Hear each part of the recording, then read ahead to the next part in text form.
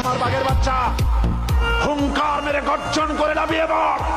যে ভেড়া তোরে গুতাইতে ছিল সব পালায় যাবে। আজ এই বিশাল জনসমুদ্রে মুসলমানদের সন্তানদের বলি, অট্টালিকা প্রবাহে